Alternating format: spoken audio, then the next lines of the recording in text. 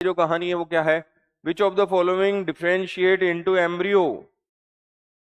अगर हम बात करें कि एम्ब्रियो कौन बनाता है भाई, ये यूं है बात यहाँ पर। एंडोमेट्रियम में तो इम्प्लांटेशन होता है, वो तो इनर मोस्ट लेयर है किसकी, यूटरस की। ब्लास्टोसील, ब्लास्टोसील एक कैविटी होती है जो ब्लास्टुला स्टेज के अंदर होती है। हम ये कहेंगे ट्रोफोब्लास्ट, ट्रोफोब्लास्ट जो है ब्लास्टोसिस्ट जो कंडीशन होती है उसकी आउटर मोस्ट जो लेयर होती है वो ट्रोफोब्लास्ट होती है। इनर सेल मास, उसके अंदर ब्लास्टोसिस्ट के अंदर जो रहता है इनर सेल मास, ये एम्ब्रियोनल नॉब। तो इनर सेल मास जो है इसी से इनर सेल मास से ही एम्ब्रियो बनता है। तो यहां पर जो है आंसर तो चला जाएगा inner cell mass. Which of the following differentiate into embryo. और अगर आप कहो कि गुरुजी हमें समझाओ, हमें बताओ, हमें इसका सॉल्यूशन चाहिए, तो ये लीजिए इसका सॉल्यूशन। ये यूटेरस, मदर का यूटेरस, और इस यूटेरस के अंदर ब्लास्टोसिस्ट को इम्प्लांट करा देते हैं। आप कहोगे सर कहाँ पर इम्प्लांट होगा, तो जो है एंडोमेट्रियम के अंदर जो है इम्प्लांट होगा। इनरमोस्ट जो लेयर बनाएंगे वो इनरमोस्ट लेयर में, तो थोड़ी थोड़ी बना रहा हूँ, पूरी बना सकते हो बेटा।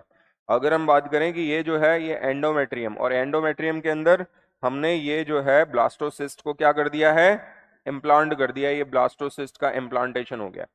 ब्लास्टोसिस्ट में सबसे बाहर एक प्रोटेक्टिव लेयर होती है और इस प्रोटेक्टिव लेयर को हम बोलते हैं ट्रोफोब्लास्ट।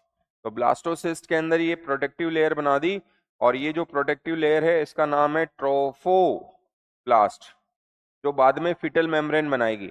फिटल मेम्ब्रेन जो प्रोफोब्लास्ट से बाद में फिटल मेम्ब्रेन बनती है। फिटल मेम्ब्रेन में chorion, amnion, yolk sac, allantois, इस तरह की फिटल मेम्ब्रेन्स बनती है।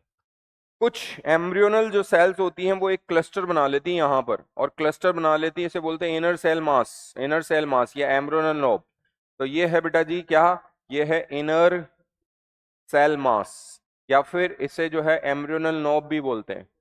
इसी से जो है वो, यही जो है एम्ब्रियो में फिटस में कन्वर्ट होती है। इसी से जो है वो फिटस बनता है, एम्ब्रियो बनता है, यही एम्ब्रियो में कन्वर्ट होता है। तो ये जो है कहानी, इसी में स्टेम सेल्स वगैरह होती है।